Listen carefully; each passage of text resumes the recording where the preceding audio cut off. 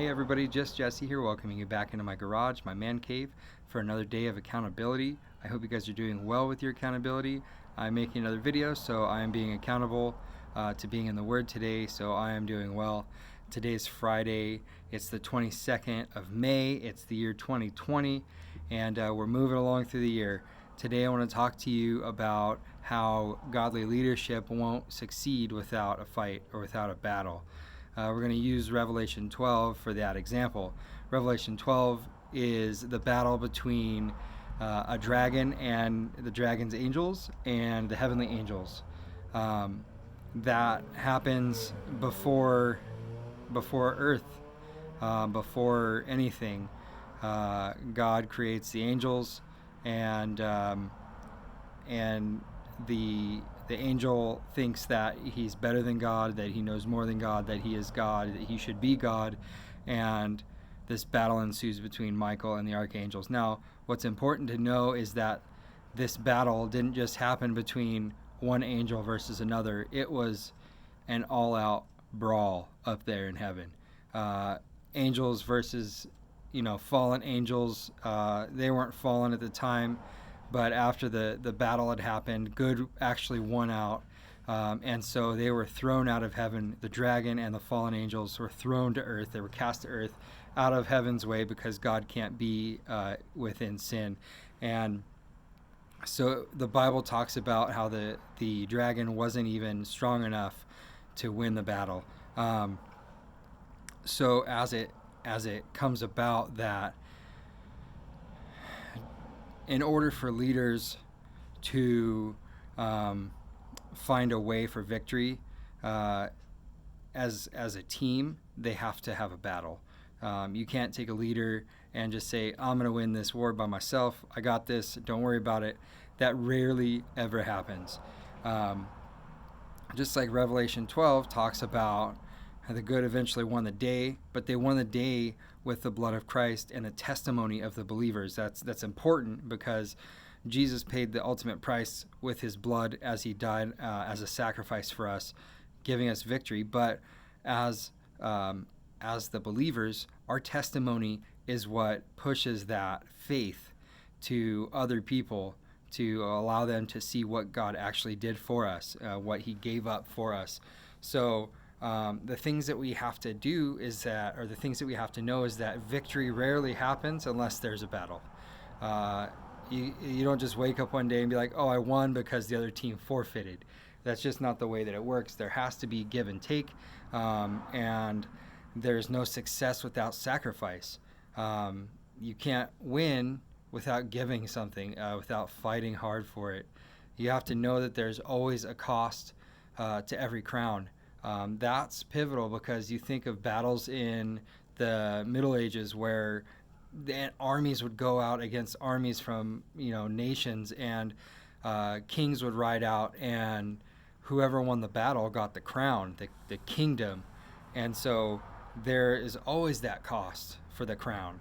God designed us for community, first of all, and so that's why victory rarely happens unless we are actually a team, unless we utilize that team effort.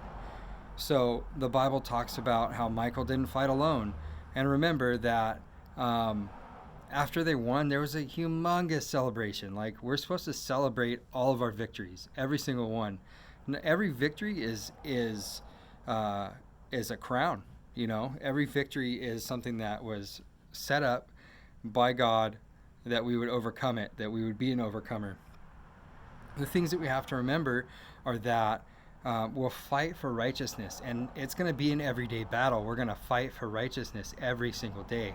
It's in the choices that we make. It's how we deal with the decisions that we think about, or just the thoughts that we have. God calls for sacrifice, just like Jesus. So we're going to have to sacrifice things. We're going to have to give things up in order to achieve that victory. Things like unrighteousness, things like temptation, lust, things like gluttony, greed, everything in the Bible that we're capable of as a negative, we're going to have to give things up like that. And it's not going to be each person has to give up every single thing, because each person deals with different things.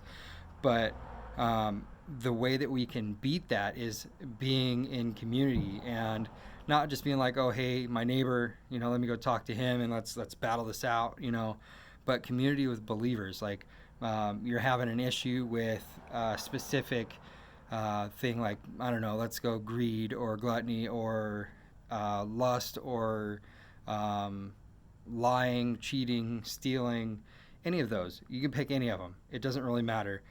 Community is how we overcome that. If we're thinking about those things, we need to get with one another. We need to say, hey, brother, I'm having an issue. I need help. Can you pray for me? Have you gone through this? Can you help me out with this? Like, it isn't about how we can see somebody in a pit and walk by them, or see somebody in a pit and drop a ladder there and be like, hey, okay, crawl your way out.